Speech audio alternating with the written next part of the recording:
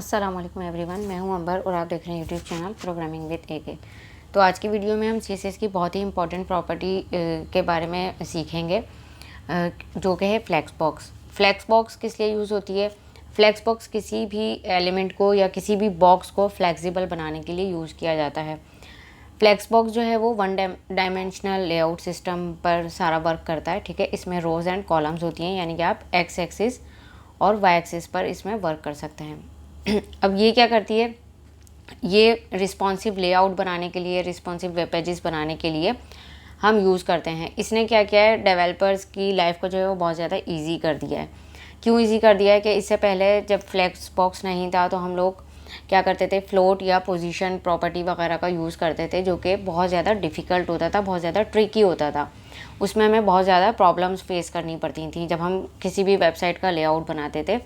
क्योंकि जब हम कोई भी वेबसाइट बनाते हैं तो आपको पता है कि अब जो टाइम है उसमें हमें मोबाइल फ्रेंडली, यानी कि इस तरह की वेबसाइट बनानी है जो कि मोबाइल में मोबाइल की डिवाइस की जो विड्थ है उसके मुताबिक ही शो हो। ये नहीं कि हमने डेस्कटॉप के लिए बना दिया, वो जब हम उसे मोबाइल में ओपन कर रहे हैं तो वो रिस्पॉन्सिव नहीं है, यानी कि इमेज कहीं जा रही हो, लेआउट पूरा आधी इमेज नज़र आ रही है या आधा कुछ और हेडिंग वगैरह नज़र आ रही है और आधी जो है वो गायब है। तो ये चीज़ें जो हैं वो सही नहीं होती। तो मोबाइल जो है वो मोबाइल फ्रेंडली जो है आपकी वेबसाइट होनी चाहिए, यानी कि मोबाइल फर्स्ट वेबसाइट भी कहते हैं, क्योंकि आजकल जो है वो सबसे ज़्यादा लोग मोबाइल का ही यूज़ करते हैं।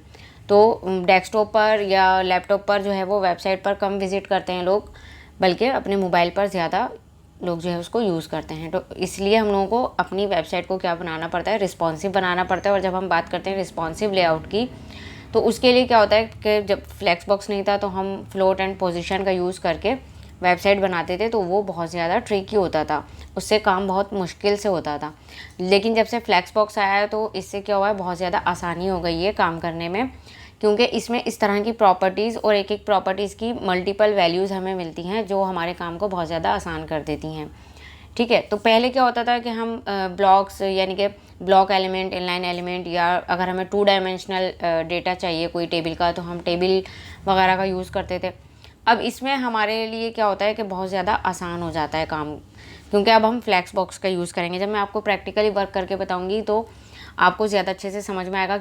अपनी प्रीवियस वीडियो में आप लोगों को समझा चुकी हूँ कि फ्लोट क्या होता है, पोजीशन प्रॉपर्टी क्या होती हैं। तो आप लोगों को जब फ्लेक्स बॉक्स में सिखाऊंगी तो आपको खुद ही इस बात का जो है वो आइडिया हो जाएगा कि फ्लेक्स बॉक्स कितना इजी है और हमें फ्लोट और पोजीशन वगैरह का इतना यूज़ नहीं करना पड़ेगा अपनी वेबसाइट बनाने में, बल्कि हम फ्लेक्स बॉक्स का यूज़ करके ही अपने काम को बहुत ईजीली कर लेंगे और बहुत अच्छे तरीके से कर लेंगे और फास्ट भी करेंगे। ठीक है, क्योंकि जब हमें इतनी अच्छी प्रॉपर्टीज़ मिल रही हैं तो हमारा काम बहुत ज़्यादा फास्ट भी हो जाता है।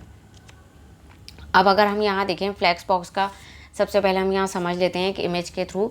अब देखें फ्लेक्स बॉक्स में क्या होता है कि ये कंटेनर सबसे पहले हमें एक चाहिए होता है जिसे हम फ्लेक्स कंटेनर कहते हैं। ठीक है, यहाँ ये समझ लें कि ये जो है ये जो आपको यहाँ नज़र आ रहा है, ये ब्लैक यहाँ पर बॉर्डर नज़र आ रहा है, ये है फ्लेक्स कंटेनर।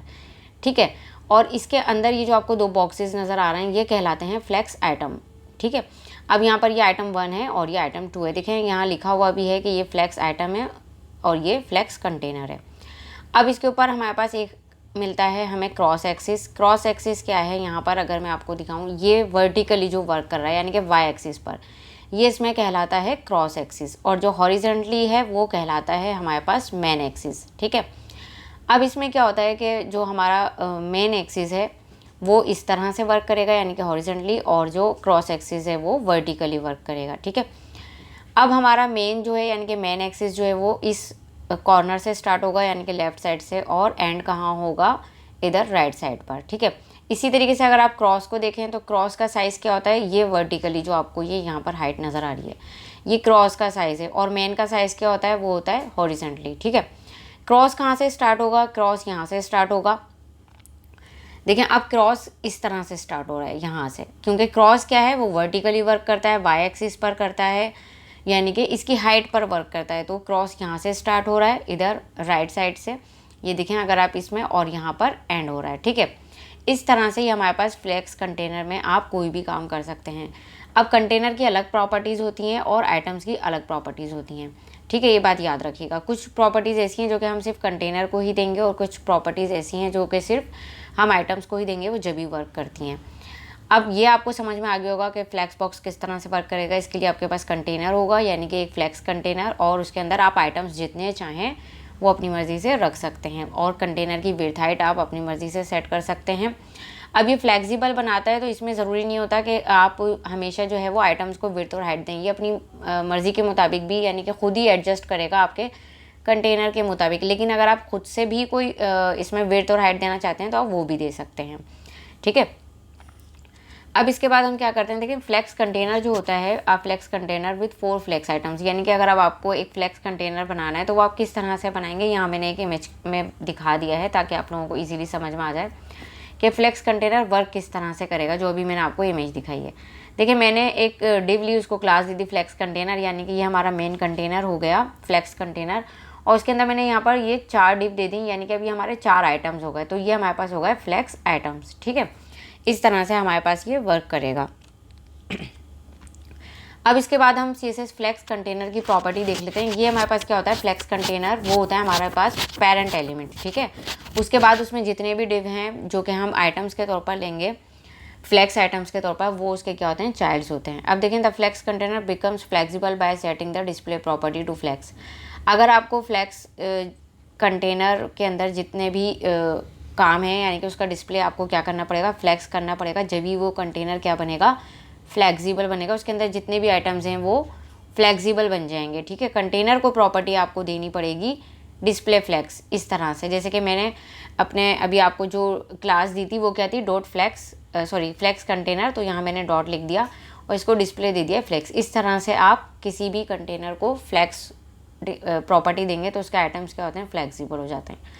अब फ्लेक्स कंटेनर में हमें बहुत सारी प्रॉपर्टीज़ मिलती हैं, जो कि है flex direction, flex wrap, flex flow, justify content, align items and align content, ठीक है।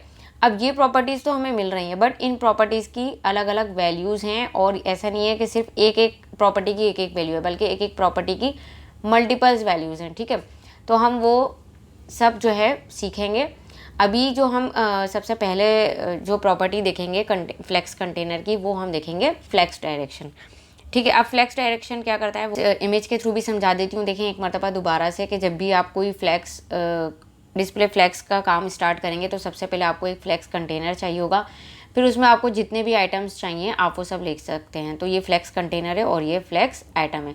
जो आपको ये यहाँ पर लाइट ऑरेंज एरिया नज़र आ रहा है, ये क्या है, ये फ्लेक्स कंटेनर है, और ये जो रेड कलर के बॉक्सेस हैं ये फ्लेक्स आइटम के लिए। अब हम यहाँ पर क्या करेंगे, ये देखें मैंने क्या किया, जिस तरीके से आप लोगों को अभी मैंने प्रेजेंटेशन में दिखाया और समझाया है कि हमने क्या किया, डिव ली और उसको क्लास दे दी फ्लेक्स कंटेनर, और उसमें हमने क्या ले लिए, 4 बॉक्सेस ले लिए। तो सेम वही काम मैंने यहाँ पर किया है। अब देखें कंटेनर बनाना और बॉक्सेस बनाना, उसमें उसको स्टाइल करना, ये सब मैं अपनी प्रीवियस वीडियो में काफ़ी दफ़ा समझा चुकी हूँ। तो मैंने क्या किया, यहाँ पर न्यू फाइल बनाकर उसमें ये मैंने काम कर लिया, यानी कि उसको टाइटल दे दिया है, और मैंने यहाँ पर ये काम किया है, यानी कि क्लास ले लिया, उसमें बॉक्सेस वगैरह दी हूँ, थोड़ा सा स्टाइल कर लिया, यानी कि फ्लेक्स कंटेनर को मैंने जस्ट बैकग्राउंड कलर दिया और मार्जिन ऑटो दिया है, ठीक है।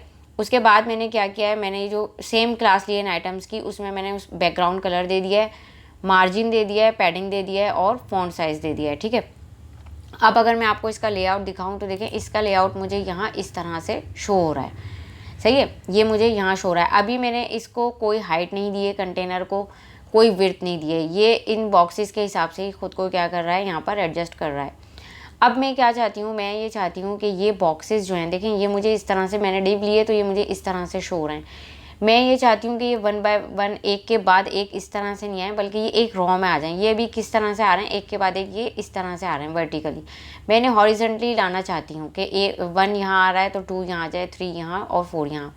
अब इसके लिए हमारे पास पहले क्या होता था कि पहले हम ये करते थे कि हम इन बॉक्सेस को यहाँ पर हम दे देते थे डिस्प्ले, और हम कर देते, हम इनलाइन ब्लॉक कर दिया करते थे, या इनलाइन कर दिया। अगर आप इनलाइन करेंगे तो भी ये काम हो जाएगा। देखें अगर मैं इनलाइन करती हूँ तो देखें ये इस तरह से, लेकिन ये कंटेनर से क्या होगा, अभी देखें बढ़ गए, क्योंकि मैंने इसमें क्या दी हुई है, मैंने इसमें मार्जिन और पैडिंग दी हुई है, इसलिए शो हो रहा है, ठीक है। बट अगर मैं इसको दे दूँ इनलाइन ब्लॉक, यहाँ मैंने दिया इनलाइन ब्लॉक, तो आप देखिएगा ये किस तरह से वर्क करेगा। अब देखें, अब इसने क्या किया, इनलाइन ब्लॉक। देखें इनलाइन में मैंने आपको ये बताया था कि विड्थ और हाइट जो है उसके ऊपर वर्क नहीं करती, ठीक है। तो उसमें वहाँ पर मैंने अभी विड्थ और हाइट कोई नहीं दी थी, लेकिन मार्जिन और पैडिंग दी थी मैंने। इसलिए वो सारा वहाँ पर क्या हो रहा था, मैसी जो है वो आप लोगों को नज़र आ रहा था। लेकिन जैसे ही मैंने इनलाइन ब्लॉक दिया तो यानी कि वो क्या हो गया, मेरा ये जो डिव है ये इनलाइन भी बन गया और ब्लॉक भी बन गया। यानी कि अब मैं इसमें विड्थ और हाइट भी सेट कर सकती हूँ, मार्जिन पैडिंग सब इजीली इसमें वर्क करेगा। अब ये यहाँ पर मेरे पास इस तरह से शो हो रहा है, ठीक है, 1 2 3 4। लेकिन ये इनलाइन ब्लॉक में इतना काम हो गया। अब अगर मैं ये चाहती हूँ कि ये लेफ़्ट साइड पर राइट साइड पर आ जाएँ या ये कॉलम वाइज आ जाएँ, तो ये काम मुझे इन प्रॉपर्टीज़ से मैं नहीं कर सकती। या तो मैं फ्लोट का यूज़ करूँ या मैं पोजीशन का, जो कि मेरे लिए बहुत ज़्यादा मुश्किल हो जाएगा। तो अब मैं यहाँ पर क्या करूँगी, मैं अभी इसको हटा देती हूँ। और अब देखें, ये मैंने आपको बताया कि अभी हम कौन सी फ्लेक्स कंटेनर की प्रॉपर्टीज़ पढ़ेंगे ये, ठीक है। तो मुझे फ्लेक्स कंटेनर में डिस्प्ले देना पड़ेगा। मैं यहाँ लिख दूँगी डिस्प्ले और यहाँ मैं फ्लेक्स लिख दूँगी। अब देखें, जैसे ही मैंने अभी, बल्कि मैं इसको हटाती हूँ, देखें अभी मैंने वहाँ पर डिस्प्ले इनलाइन ब्लॉक हटा दिया है, तो देखें मुझे इस तरह से शो हो रहा है। लेकिन अगर मैं इसको अनकमेंट करती हूँ डिस्प्ले फ्लेक्स को, तो अब ये देखें अब ये किस तरह से वर्क करेगा। मैं अभी आपको दिखाती हूँ। अब देखें, अब जिस तरीके से मैं चाहती थी उसी तरीके से आया। अब आप लोग सोचेंगे भाई इनलाइन ब्लॉक में भी ये काम हो रहा था, लेकिन अगर मैं इसको क्या करना चाह रही हूँ, मैं इसको ये चाह रही हूँ कि ये लेफ़्ट में आ जाए या ये कॉलम वाइज आ जाए, तो फिर वो काम मैं किस तरह से करूँगी। इसकी डायरेक्शन को चेंज अगर मैं करना चाह रही हूँ तो वो मैं किस तरह से कर सकती हूँ। इन सारे कामों के लिए फ्लेक्स बॉक्स में बहुत सारी प्रॉपर्टीज़ हैं जो कि हमारे काम को ईजी बनाती हैं। अब देखें, यहाँ पर डिस्प्ले फ्लेक्स तो मैंने लिख दिया, लेकिन अब हम सबसे पहले इसकी प्रॉपर्टी जो पढ़ रहे हैं, मैंने आपको बताया हम पढ़ रहे हैं फ्लेक्स डायरेक्शन। फ्लेक्स डायरेक्शन में अगर मैं अभी रो लेती हूँ तो देखिए इसके ऊपर जो है वो कोई इफेक्ट आपको यहाँ पर नहीं पता चलेगा, क्योंकि डिफ़ॉल्ट वैल्यू जो होती है इसकी फ्लेक्स डायरेक्शन की वो रो ही होती है। लेकिन अगर मैं इसको कर देती हूँ रो रिवर्स, ठीक है, अगर मैं इसको कर देती हूँ रो रिवर्स, तो फिर अब आप देखिएगा, अब इसने क्या किया, इसने यहाँ पर इसको रिवर्स कर दिया। और रिवर्स करने में क्या किया, देखें 1 2 3 4 इस तरह से स्टार्ट नहीं हुआ, बल्कि मैंने रो रिवर्स किया है तो 1 राइट साइड से स्टार्ट हुआ है, फिर 2, फिर 3 एंड 4, ठीक है। ऐसा नहीं हुआ, इसने क्या किया, सारे डिप को रिवर्स कर दिया। अब रिवर्स किया तो देखें 4 3 2 1 इस तरह से इसने मुझे शो करवाया, ठीक है। ये यहाँ पर हमारे पास फ्लेक्स डायरेक्शन में रो होता है जो कि डिफ़ॉल्ट वैल्यू है, फिर हम रो रिवर्स कर सकते हैं।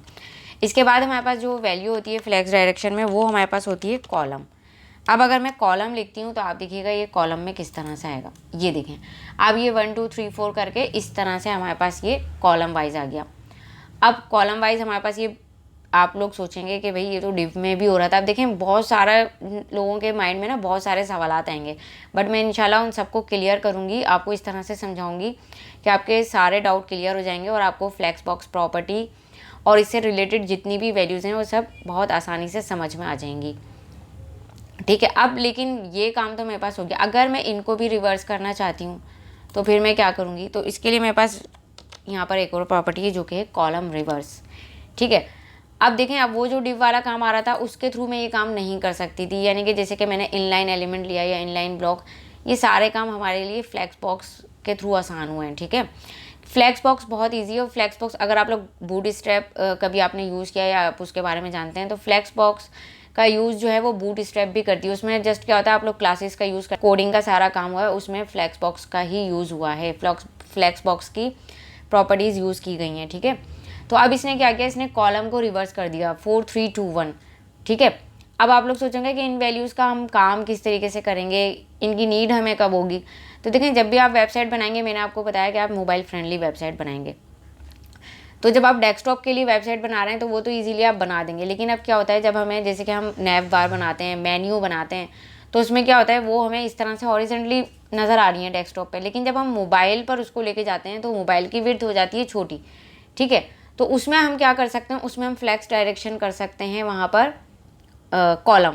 तो उससे क्या होगा, वो एक के बाद एक इस तरह से हमें शो हो जाएगा, ठीक है।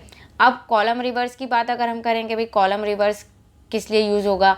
अब कभी कभी क्या होता है कि अगर आप जैसे कि जब आप इंशाल्लाह ये काम सीख जाएंगे तो आप कहीं जॉब करते हैं या फ्रीलांसिंग करते हैं, तो क्लाइंट की अलग अलग रिक्वायरमेंट्स होती हैं, हर क्लाइंट की अलग रिक्वायरमेंट होती है।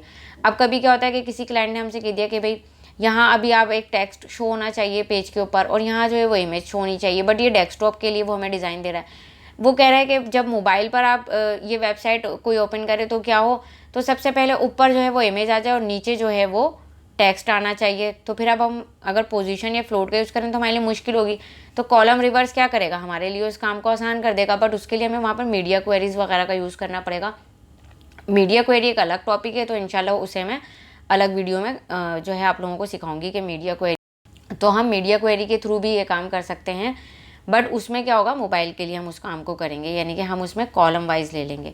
तो इस तरह से ये फ्लैक्स डायरेक्शन क्या करता है, हमारे लिए यहाँ पर वर्क करता है, जो कि डिस्प्ले फ्लैक्स के साथ आप यूज़ करेंगे। और ये कंटेनर की प्रॉपर्टी, ठीक है, फ्लैक्स कंटेनर की ये प्रॉपर्टी होती है। तो हम लोगों ने फ्लैक्स डायरेक्शन में देख लिया कि row reverse, column and column reverse, ठीक है। अब इसके बाद हम लोग इसकी नेक्स्ट प्रॉपर्टी जो देखेंगे वो है जस्टिफाई कंटेंट, ठीक है। तो हम जस्टिफाई कंटेंट की प्रॉपर्टी देखेंगे, बट वो हम नेक्स्ट वीडियो में देखेंगे। ये एक फ्लैक्स बॉक्स जो है वो बड़ा टॉपिक है। अगर मैं कंप्लीट वीडियो एक साथ बना दूंगी तो ये बहुत ज़्यादा लेंदी हो जाएगी, और आप लोग भी इसको सीख कर हो सकता है कि आप लोग बोर हो जाएं, या फिर आप लोगों को कन्फ्यूजन हो जाए इतनी सारी प्रॉपर्टीज़ एक साथ पढ़ने में। तो इसलिए मैं अलग अलग हर टॉपिक को कवर करूँगी इंशाल्लाह, ठीक है। तो मिलते हैं नेक्स्ट वीडियो में। और अगर आपको ये वीडियो पसंद आई है तो इसे थम्स अप कीजिएगा, और अगर आपको लगता है कि आपके फ्रेंड्स एंड फैमिली में ये वीडियो किसी के लिए हेल्पफुल रहेगी तो उनके साथ शेयर कीजिएगा। और प्लीज़ मेरे चैनल को सब्सक्राइब कीजिएगा अगर अभी तक आपने सब्सक्राइब नहीं किया है तो। साथ में एक बेल आइकन है, उस पर क्लिक करके ऑल पर क्लिक कर दीजिएगा, ताकि मैं जब भी कोई न्यू वीडियो अपलोड करूँ तो उसका नोटिफिकेशन सबसे पहले आपको मिल जाए और आपको मैन्युअली सर्च नहीं करना पड़े। मिलते हैं नेक्स्ट वीडियो में, तब तक के लिए अल्लाह हाफिज़।